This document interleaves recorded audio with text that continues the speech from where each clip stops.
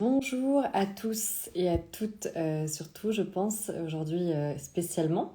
Je vais être hyper heureuse de faire un live avec Maude de compte La Ognora, qui est un compte extrêmement intéressant sur la gynécologie émotionnelle. Donc je vais vous laisser découvrir l'approche. Voilà, on a eu beaucoup de questions, comme vous le savez, autour de l'intimité qui reviennent. On est effectivement dans les cycles féminins, dans la gestion du SPM, des cycles chez donc de tout ce qui touche à l'intimité de la femme et à son fonctionnement cyclique. Et on a eu beaucoup de témoignages, notamment sur des problèmes intimes, des douleurs vulvaires, des douleurs gynécologiques, qui sont très difficilement expliquées en l'absence de signes cliniques par voilà, beaucoup de professionnels.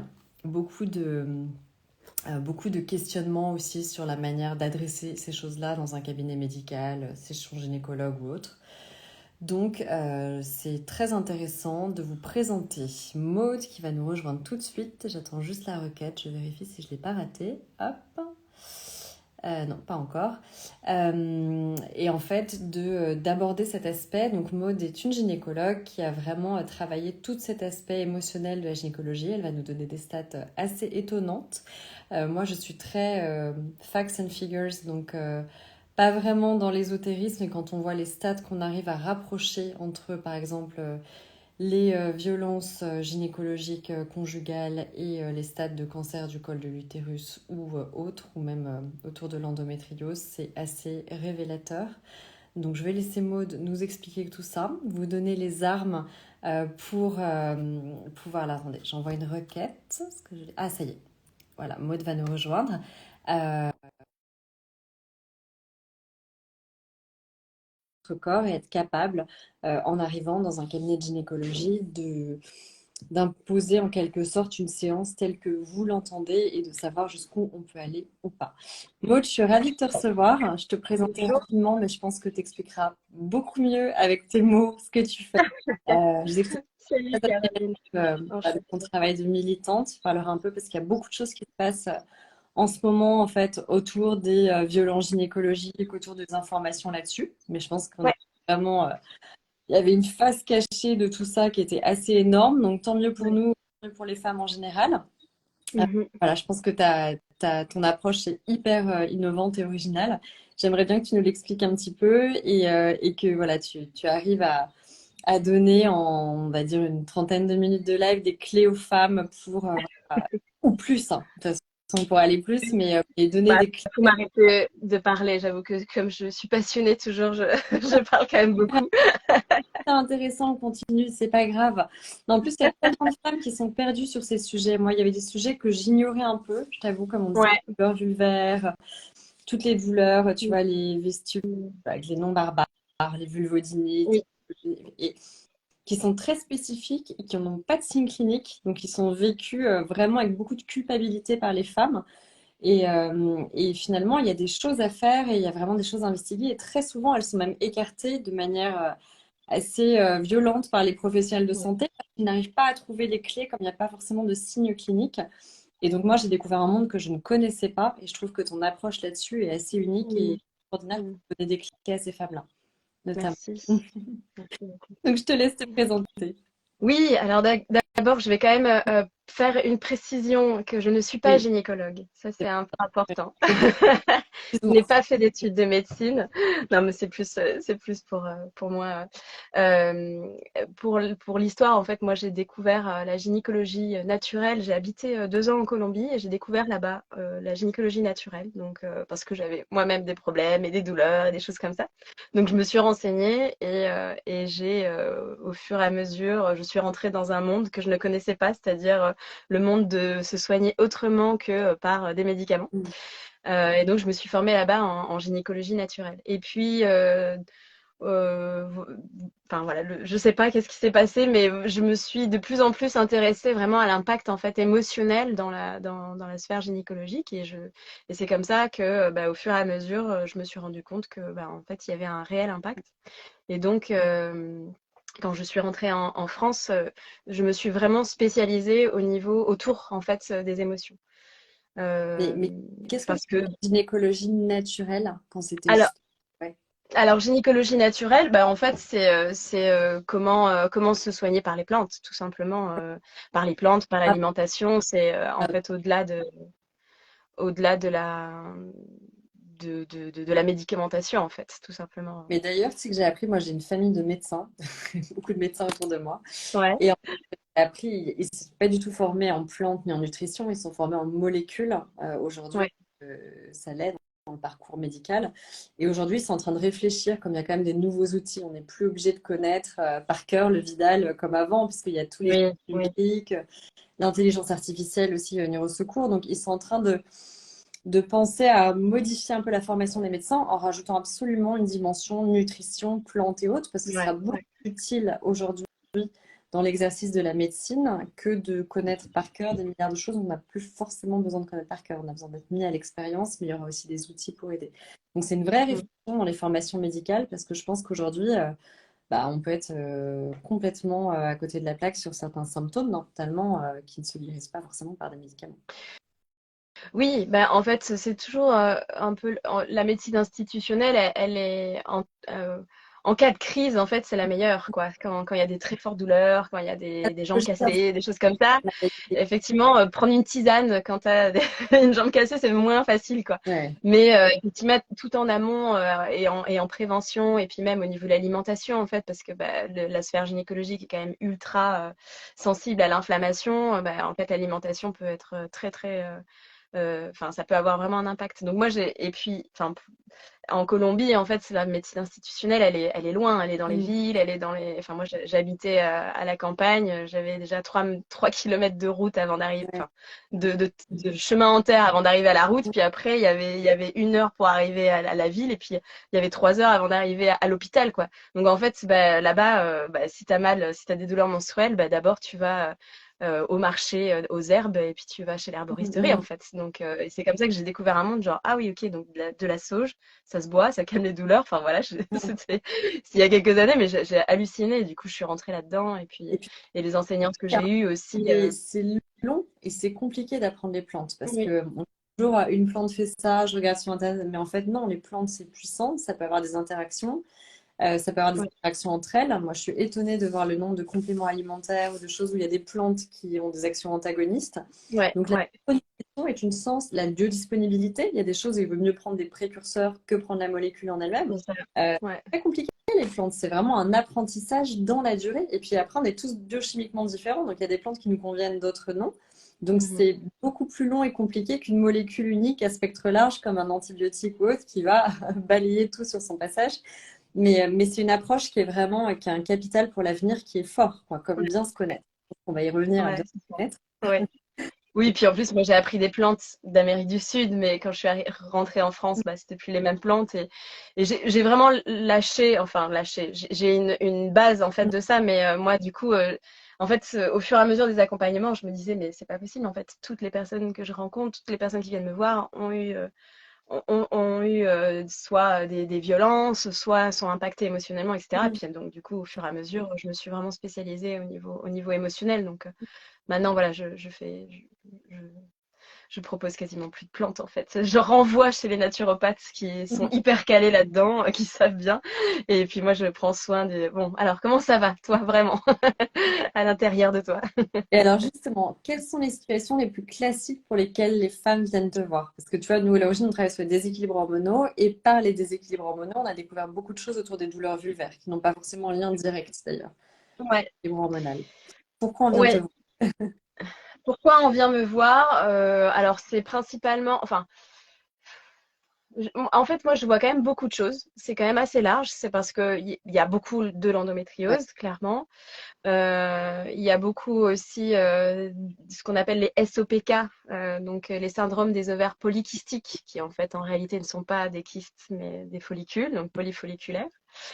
Et puis, effectivement, il y a beaucoup de mycoses récurrentes, cystites récurrentes et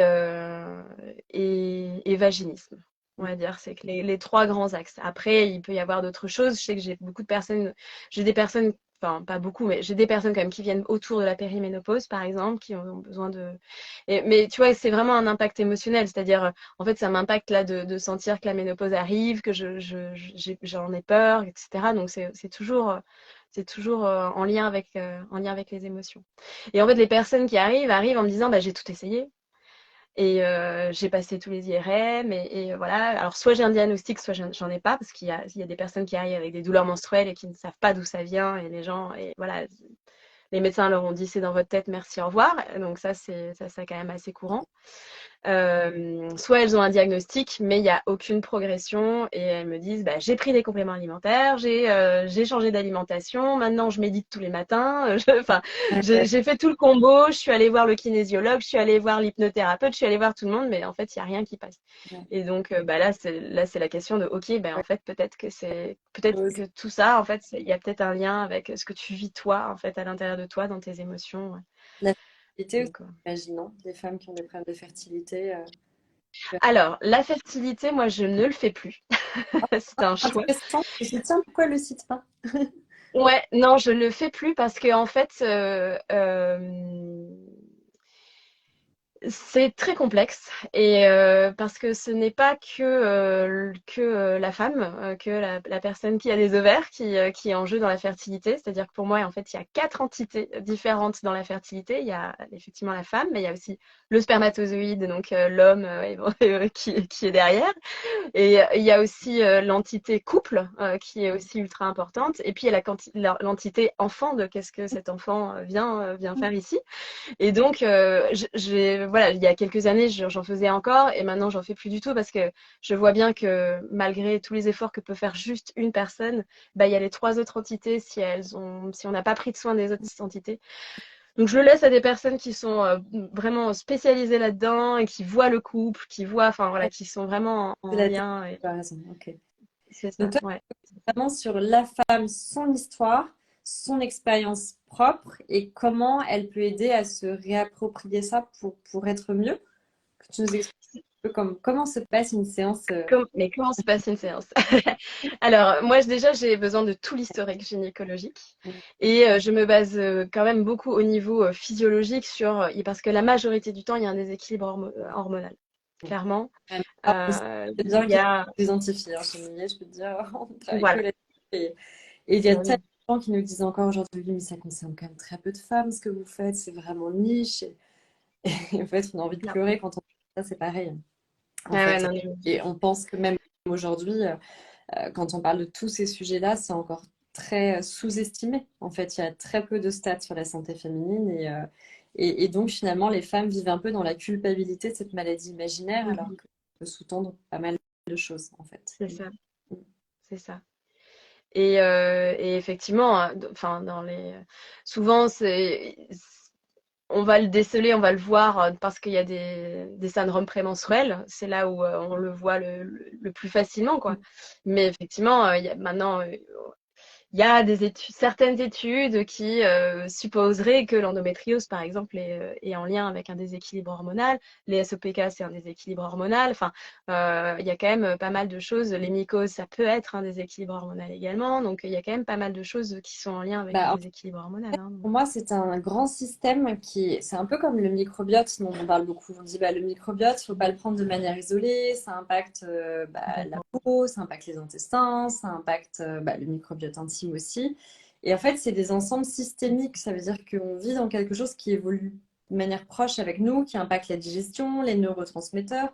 Les hormones, c'est exactement la même chose, c'est que dès qu'il y a un dérèglement, forcément, il y aura un déséquilibre quelque part et qui va se manifester différemment chez les personnes. Mais dans C'est ça. tous les cas, on retombe forcément sur un état d'inflammation et de déséquilibre qui ne convient pas au corps et qui peut Mm. s'aggraver si on n'arrive pas à mieux comprendre ce qui nous convient, ce qui ne nous convient pas, comprendre d'où ça vient. Donc, tu dis beaucoup de déséquilibres hormonaux, mais tu parlais aussi des violences aussi, qui là pour le coup n'ont pas de lien. Alors, ce n'est pas effectivement un déséquilibre hormonal, mais alors donc du coup, donc toute la partie logique, effectivement, moi je fais un bilan pour voir un petit peu qu'est-ce qui se passe. Et effectivement, après, il y a un bilan de depuis quand depuis quand c'est arrivé, qu'est-ce qui est apparu, qu'est-ce qui s'est passé. Voilà, il y a tout un tas de choses comme ça parce que tu dis que ce n'est pas en lien le déséquilibre hormonal et les violences, mais en réalité, en fait, les hormones, c'est aussi de l'adrénaline, du cortisol et tout un tas d'hormones autour du stress, autour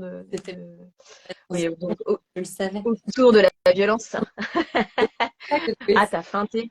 En fait, moi, j'ai réagi sur tes stats quand j'ai vu, parce qu'à l'origine, je me disais, bon, ok, un déséquilibre hormonal, il y a un truc, c'est comme une pathologie, on sait qu'il y a plein de choses liées à ça, d'ailleurs. Même les diabètes de type 2, hein, c'est la résultante d'un déséquilibre hormonal quelque part, parce qu'il Complètement. y a un dérèglement hormonal qui peut impacter là-dessus, qui est même réversible dans certains cas. Mais quand j'ai vu tes stats, notamment sur voilà, le fait d'avoir eu une violence intime entraînerait de plus 40% les chances d'être atteint d'endométriose, toutes ces choses. Mm. De plus Mm. en plus de stats et de sons de cloche dans toutes les études dans lesquelles on est baigné qui arrivent là-dessus. Ouais, Là, je me dis, oups, effectivement, les hormones, en plus, clairement, il y a un lien avec les neurotransmetteurs. On le voit très bien. c'est ça. Il y a beaucoup de choses maintenant autour du syndrome prémenstruel et de la ménopause. On fait un lien très clair entre les carences en sérotonine et en dopamine, qui expliquerait notamment Mhm. l'euphorie, Mhm. de réaction en chaîne. Et donc, finalement, on tombe dans la réaction inverse, au fait, le fait de se protéger du corps ou d'avoir impacté la zone neurologique ou les neurotransmetteurs aurait également un impact sur le système, le côté systémique hormonal, quoi. C'est ça qui est fou. Ouais. Et Oui, c'est- vas-y. bah, oui, c'est ça qui est fou parce que moi, au début, quand je suis arrivée, je me disais, mais c'est quand même, est-ce que, enfin, comment ça se fait que vraiment il y ait autant de personnes qui aient vécu des violences ou des traumas autres, hein, parce qu'au-delà des violences sexuelles, hein, il y a des violences aussi verbales, et puis il y a aussi des chocs émotionnels qui peuvent être autres, des deuils, voilà, des décès violents, des accidents, et puis aussi tout un tas de choses un peu plus, on va dire, invisibles, mais qui peuvent être traumatiques. T'as vu, il y a une Et effectivement, moi, lien j'ai... entre le déclenchement d'endométriose et violences sexuelles. Bah oui, c'est exactement ce qu'on est en train d'aborder, ce qui est absolument fou, mais oui. C'est Pardon. ça. Alors, je précise quand même que toutes les personnes qui ont de l'endométriose, ça ne signifie pas que toutes les personnes ont eu des violences sexuelles. Parce que ça m'est arrivé d'avoir des personnes qui viennent en me disant j'ai pas de souvenir, mais est-ce que j'aurais vécu ça? Euh, non, on est. Enfin, alors il y a potentiellement une amnésie traumatique, mais il y a d'autres signes, on va dire, au niveau du traumatisme qui peuvent donner des signaux, mais toutes les personnes qui ont de l'endométriose ne sont pas forcément ont vécu des violences. Par contre, les personnes qui ont de l'endométriose, on s'est rendu compte qu'il y avait quand même les personnes qui avaient vécu des traumatismes sont surreprésentées au niveau de l'endométriose et également au niveau des Parce cancers de col de que l'utérus. voilà, les stats que tu donnes hein, sur les cancers du col de l'utérus Ouais, et l'endométriose, on est loin d'être dans un plus 5%, quoi. On parle de plus 40 à plus 70%. C'est quand même... c'est ça, c'est ça, c'est entre 40 et 60, 40 pour l'endométriose, 60 pour le col de l'utérus.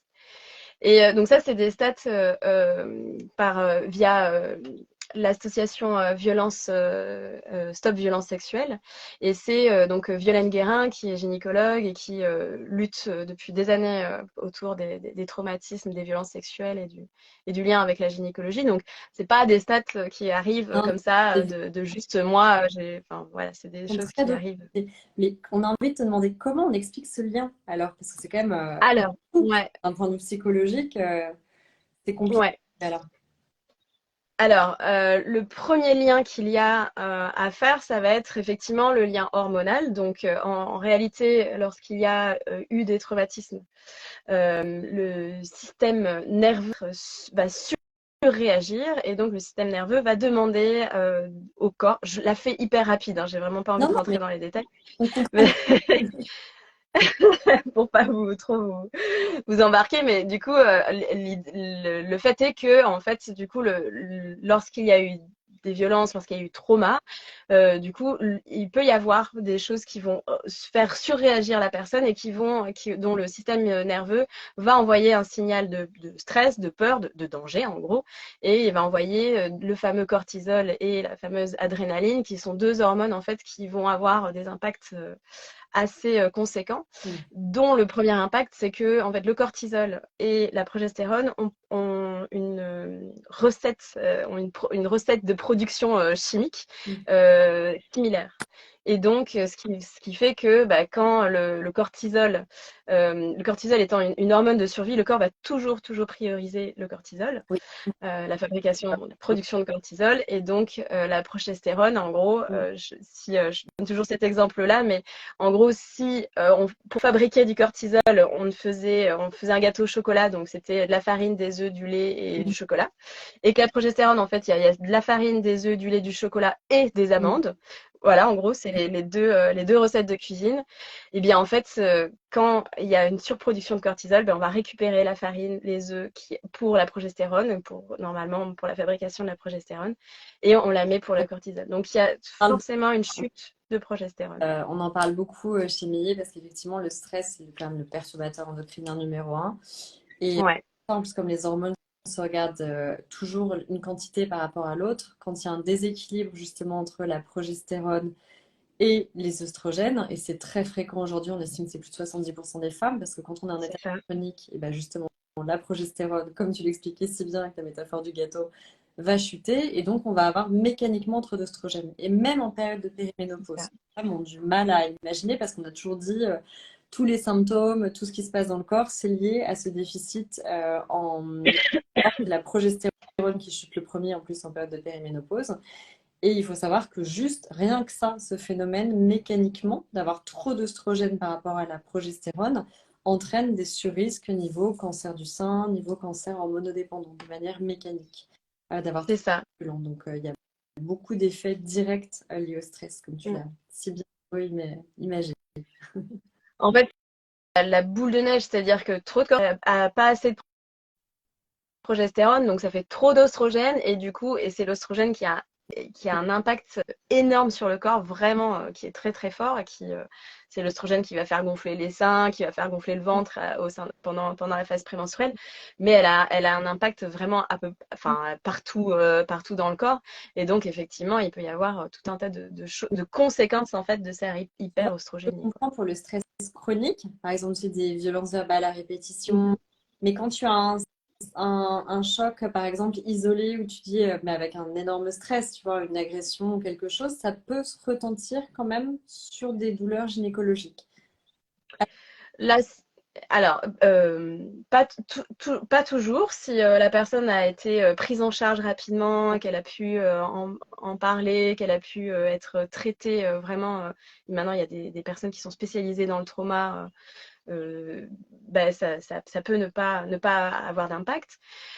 Seulement, s'il n'y a pas eu de prise en charge de ce choc, en fait, le cerveau, il va rester dans le passé. Donc, il va toujours penser que, au cas où, même si vous dites c'est bon, c'est passé, c'est terminé, etc., le cerveau, en fait, va toujours être en vigilance, en mode peut-être que ça va de nouveau m'arriver. Mm. Si ça n'a pas été traité, le cerveau, il va avoir des warnings comme ça régulièrement de attention, et en fonction de ce que vous avez vécu. Alors, moi, je vais donner cet exemple-là de Célia Rombaud qui travaille sur le trauma, mais qui dit en gros, si vous avez eu un accident de voiture dans une voiture rouge la nuit quand il pleuvait, si ce trauma n'a pas été traité à ce moment-là, eh bien peut-être que la couleur rouge va vous réactiver, peut-être que la pluie va vous réactiver, peut-être que la nuit va vous réactiver, et donc du coup le cerveau, il va se réveiller, il va dire attention danger, alors qu'il n'y a peut-être pas danger, il y a juste, je sais pas, une autre voiture rouge qui passe devant vous,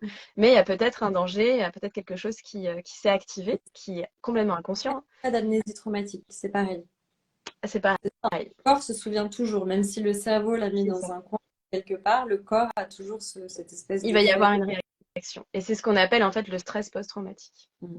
Et Et pareil, il y a qui va. des technos comme le MDR, des technos, Oui. n'importe quoi, des comme- des choses comme ça. Il y a énormément là-dessus, apparemment aussi. Oui, c'est ça. Il y a le MDR, maintenant il y a de l'hypnothérapie qui fonctionne bien, il y a de l'ICV aussi, donc c'est, alors le I, je sais plus, cycle de vie, intégration du cycle de vie, voilà, qui fait partie des nouvelles techniques. Donc il y a plein effectivement de techniques, mais c'est ultra important d'aller prendre soin de ce trauma Donc toi, tu vas pour prendre soin. trouver la cause racine. Avec ton habitude, tu vas vraiment travailler sur un plan émotionnel pour C'est ça. vraiment comprendre d'où le déséquilibre hormonal ou la douleur au niveau intime ou le problème dans la vie sexuelle ou peu importe peut venir. Ouais, Enfin, c'est travail ça. de... C'est ça. Du coup, c'est un peu un travail de fourmi. Alors, il y a des personnes, en fait, pour qui vont venir, qui vont me dire, je sais pourquoi. Je sais, il s'est passé ça dans ma vie et je suis sûre que ça a eu un impact. Mais qu'est-ce que j'en fais? Parce qu'il y a ça aussi, en fait. Et puis, il y a des personnes qui arrivent avec, j'arrive pas à savoir, ou qui, en fait, sincèrement, la majorité des gens se doutent qu'il y a quelque chose, qu'il y a un lien, mais qui n'ont jamais entendu personne leur dire, oui, il y a vraiment un lien et oui, on peut prendre soin de ça, en fait. Et donc, quand j'arrive, je leur dis, bon, bah, peut-être que ce qui s'est passé, ce que tu me racontes là, ce qui s'est passé il y a 15 ans, peut-être que ça a eu un impact là, aujourd'hui, sur ta vie. Les personnes me disent, ah, mais je suis pas folle, en fait. C'est possible, quoi.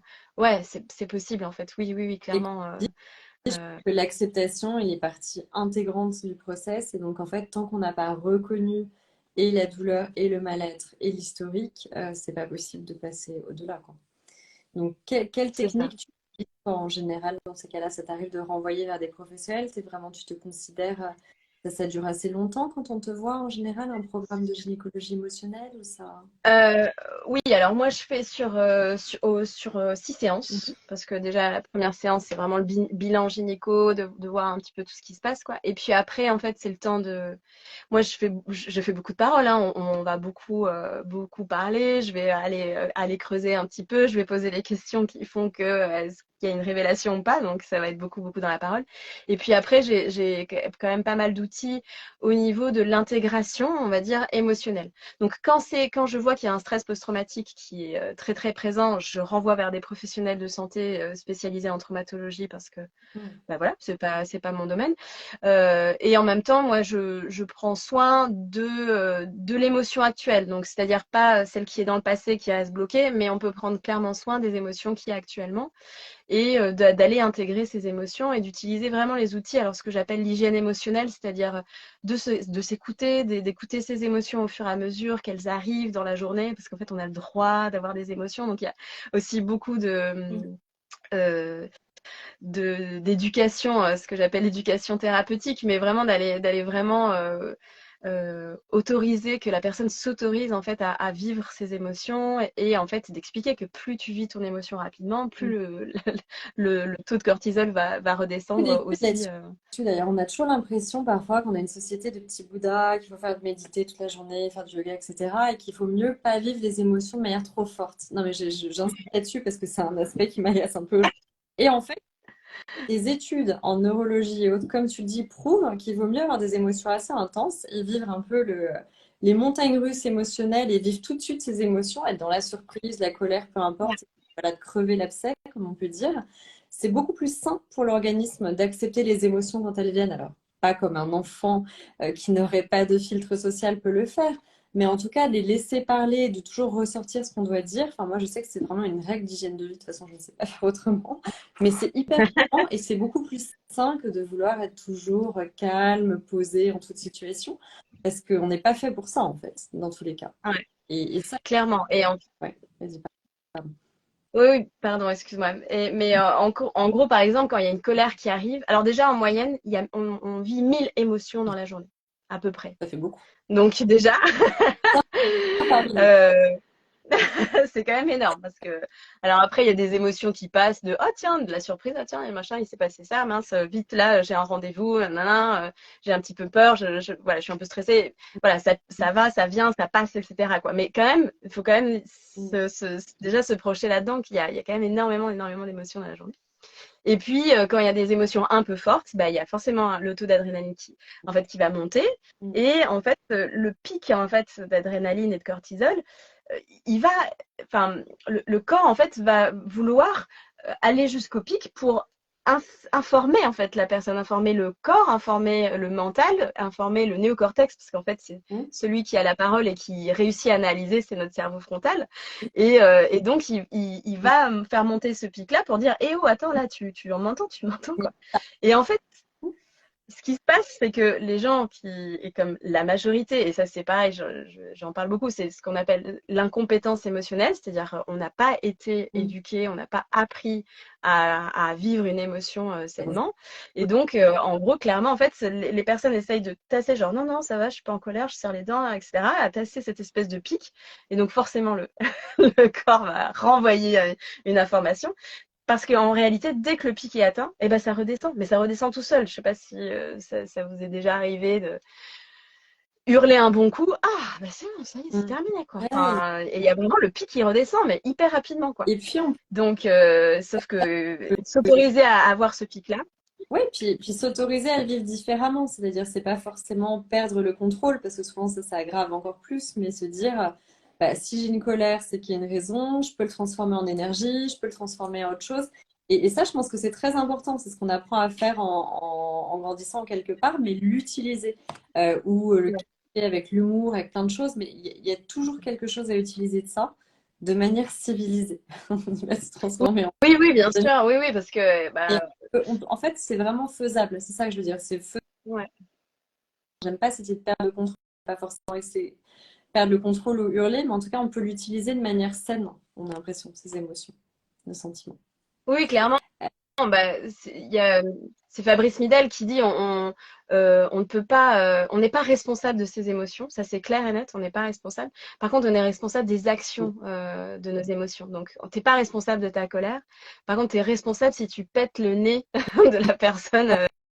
T'es contre. Allez, Il y a ça en fait, ouais.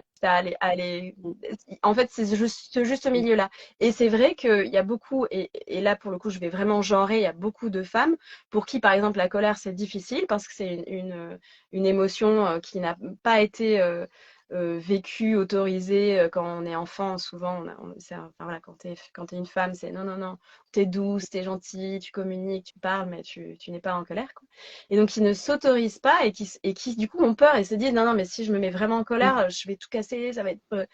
Et du coup, moi, je les accompagne aussi beaucoup là-dedans en disant, non, non, enfin, tu vas, t'inquiète pas, je suis là, on va pas tout casser, on va apprendre à sentir sa colère à l'intérieur de toi. Qu'est-ce que ça fait? C'est de quelle couleur? Est-ce que c'est chaud? Est-ce que c'est froid? Est-ce que c'est dans tes pieds? Est-ce que c'est dans tes épaules? Et ça m'est arrivé effectivement de dire à une personne, bah, va chercher un coussin, vas-y, hurle dans ton coussin et puis tu reviens. Et puis c'est ok. Enfin, tu vois, y a pas de. Mais t'as le droit aussi de ne pas De d'être en colère.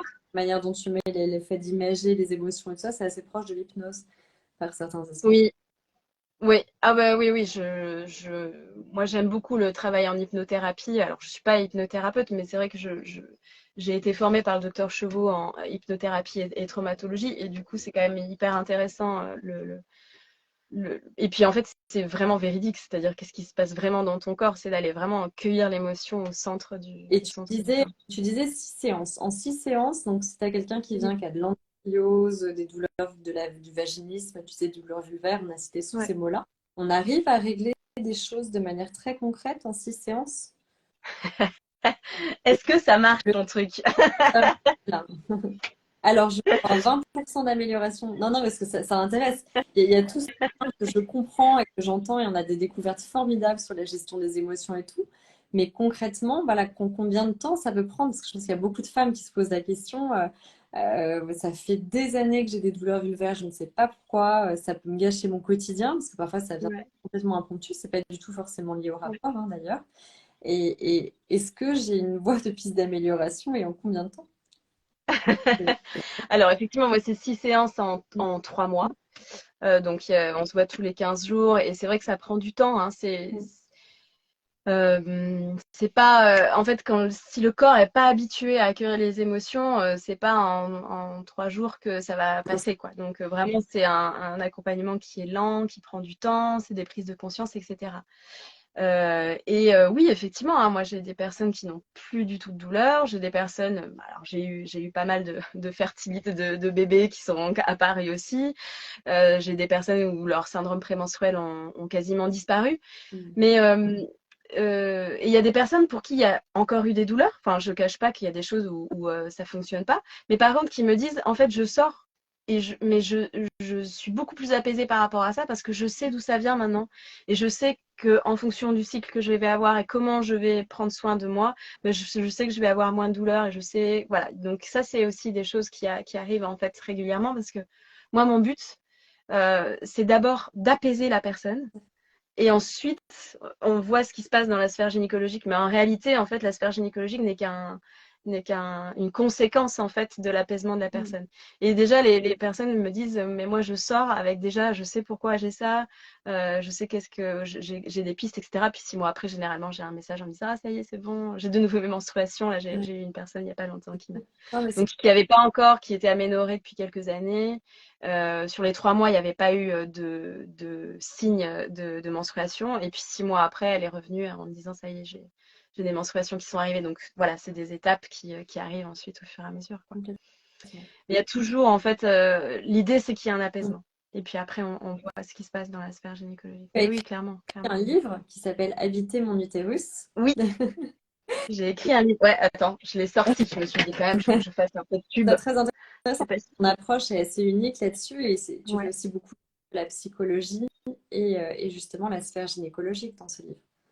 Oui, oui, oui, oui, il y a beaucoup. En fait, moi, quand même, enfin, au-delà de la psychologie, déjà, pour moi, la base, c'est de comprendre ce qui se passe dans notre corps, Bien déjà. sûr. Pour moi, le savoir, c'est le pouvoir. Donc, plus on en sait sur comment ça fonctionne, et mieux, bah, On on milite, peut l'appliquer. on milite parlait. Et d'ailleurs, tu nous donneras quelques pistes pour arriver armé chez le gynécologue ou chez l'endocrinologue ou autre. Mais Ouais, vite ouais. là-dessus parce qu'en plus, enfin, tu dois le savoir encore plus que moi, mais il y a beaucoup de critères médicaux et autres qui ont été vus à l'aune de critères plus masculins. En fait, c'était une médecine très androcentrée, à rendre compte au niveau de tout ce qui est cardiovasculaire. AVC, mais aussi cholestérol, enfin énormément de domaines étaient un petit peu, sont en train à peine d'être défrichés pour la santé des femmes parce que malgré tout, Mhm. on a un métabolisme cyclique, donc de manière naturelle, donc ça n'a pas du tout le même fonctionnement et on ne métabolise pas les mêmes choses de la même manière au cours d'un même cycle. Ce qui est assez logique, mais ce qui a été très gommé et masqué pendant des années. C'est ça. Et, et donc, effectivement, je pense qu'il y a des approches qui vont être radicalement différentes, aussi bien en santé féminine que dans l'approche de la médicalité féminine, donc notamment autour de la gynécologie et Mm. autres. On peut vraiment avoir des Mm. approches complètement différentes. Et pardon, je t'ai coupé sur ton livre.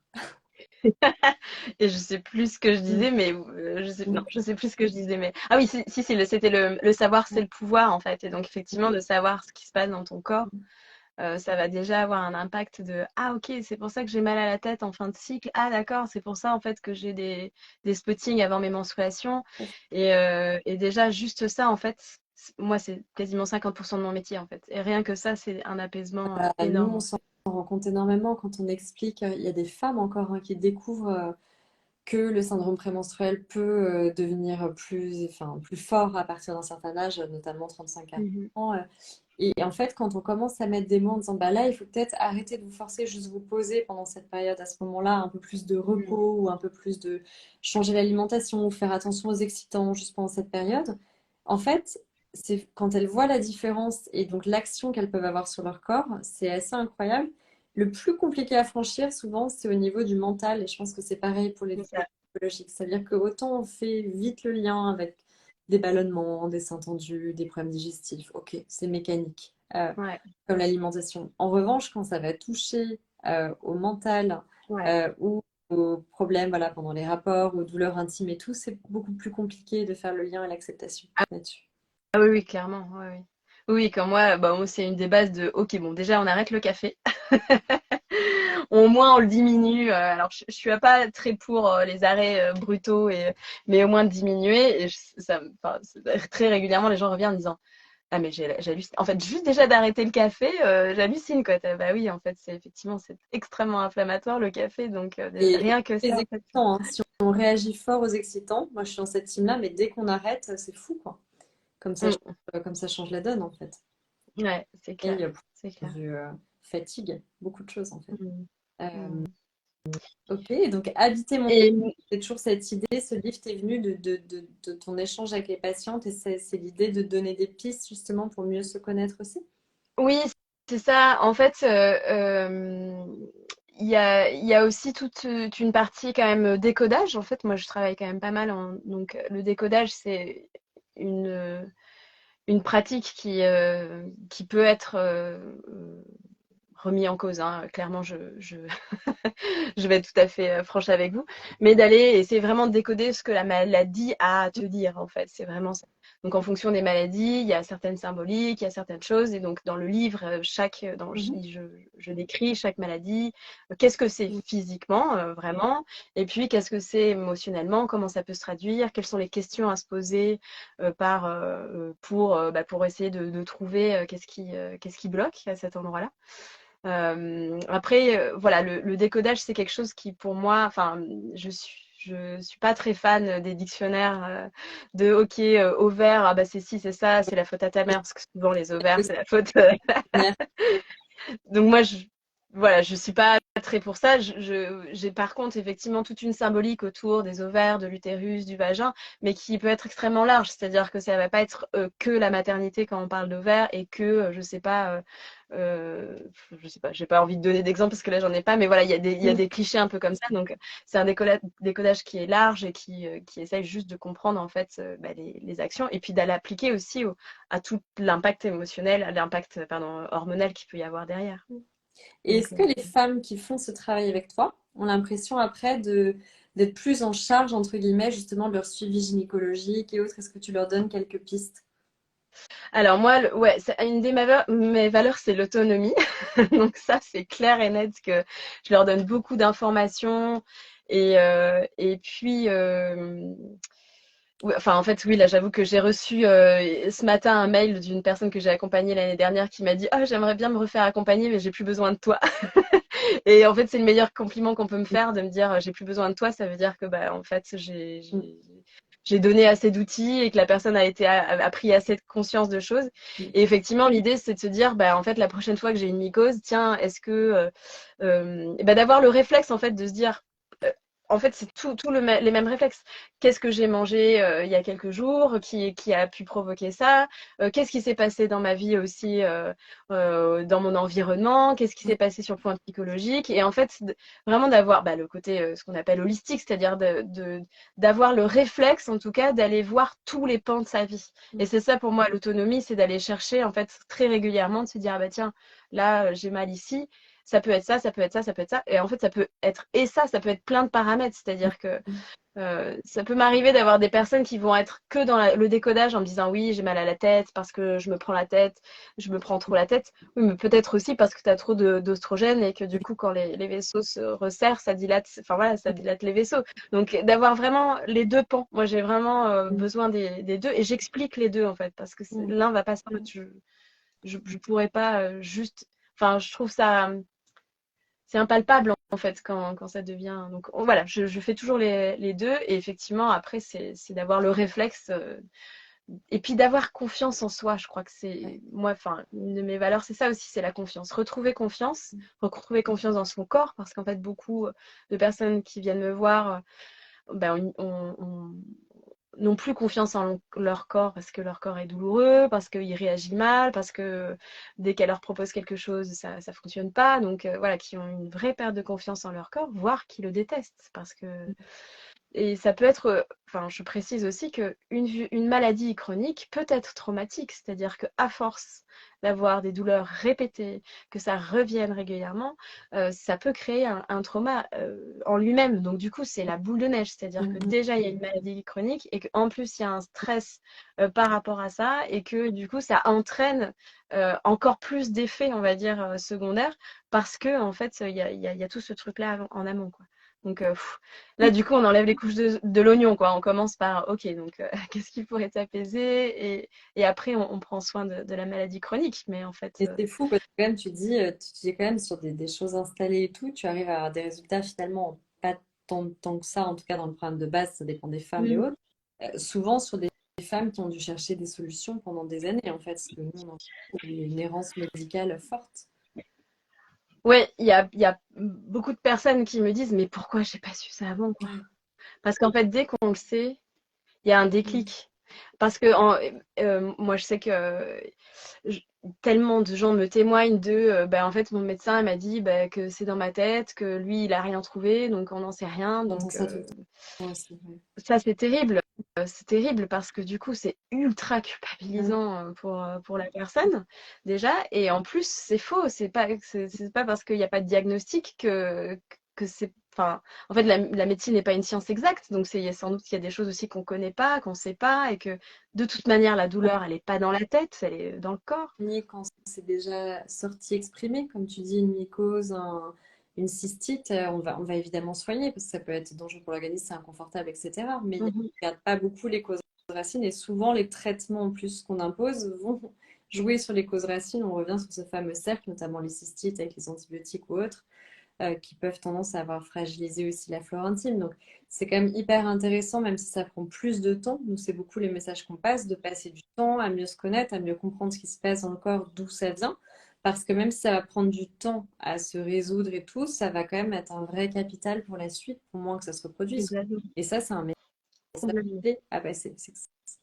Certes pas aussi rapide, ça demande un vrai travail à Ouais, la personne. C'est pas un médicament qu'on avale ou un truc, mais nous, on s'en rend compte beaucoup, beaucoup dans les déséquilibres hormonaux et tout ce type de problèmes. C'est vraiment c'est un cadeau pour la vie de nous connaître et de savoir ce qui nous convient ou pas. Et en général, où est-ce qu'on pose nos limites, ce qu'on consomme, notre style de vie et tout, c'est assez énorme, quoi. complètement. Est-ce que tu as un petit mot de la fin ou une anecdote ou quelque chose que tu voudrais nous raconter là-dessus? Ah, On est très les bébés la Ognora qui arrivent. oh non, les bébés, je leur laisse parce que vraiment, c'est tellement un lien avec beaucoup de personnes. Enfin bref, c'est toute une entité. Qu'est-ce que je pourrais vous raconter Qu'est-ce que je pourrais vous raconter? Ah, je suis dépourvue. Ah bah pardon, la question piège. On aime bien. Non, mais Non, mais en tout cas, enfin, je pense enfin, si je conclus un peu de tout ce qu'on a dit, c'est enfin, il y a quand même beaucoup de choses de le savoir, c'est le pouvoir, c'est-à-dire plus on en sait sur son corps et aussi plus on peut répondre et on peut avoir des billes face aux médecins. Enfin, ça c'est ultra important. Le truc ultra important aussi, c'est bah, de changer de médecin si on ne le sent pas et de s'autoriser à ça. On a le droit d'avoir un deuxième, un troisième, un quatrième avis, mais vraiment, c'est ultra important de se sentir en confiance avec la personne qui prend soin de notre sphère gynécologique. C'est un espace en plus qui est très intime, donc vraiment avoir confiance en elle, quoi. Et puis avoir confiance en ses émotions. Enfin, en tout cas, se rendre compte qu'il y a un lien très fort entre les émotions et, et la sphère gynécologique. Peut-être que je vais peut-être lancer une bombe à la fin, mais je voulais peut-être terminer par ça en rajoutant que maintenant, il y a eu des recherches qui ont été faites aussi sur l'épigénétique, mhm. c'est-à-dire que sur des personnes dont les parents potentiellement auraient eu des violences et des traumatismes et qui peuvent avoir un impact sur bah, les descendants et donc sur 2 voire 3 générations. Et ça a été maintenant vérifié au niveau de l'inceste, par exemple, d'avoir des gènes en fait qui ont été écrasés et qui sont passés en fait chez les descendants. Et c'est les descendants qui ont des pathologies et qui ont des choses C'est fou parce qui que peuvent avoir un impact. plus la science avance, quand je t'entends là, notamment sur l'épigénétique, là tu parles de modification de gènes, donc on parle Ouais, vraiment de quelque chose de très fort, plus on rejoint en fait, différents courants de médecine intégrative c'est ça. sur le transgénérationnel, et on a l'impression que tout ça est en train de se rejoindre avec les progrès de la C'est ça. et de toutes ces statistiques.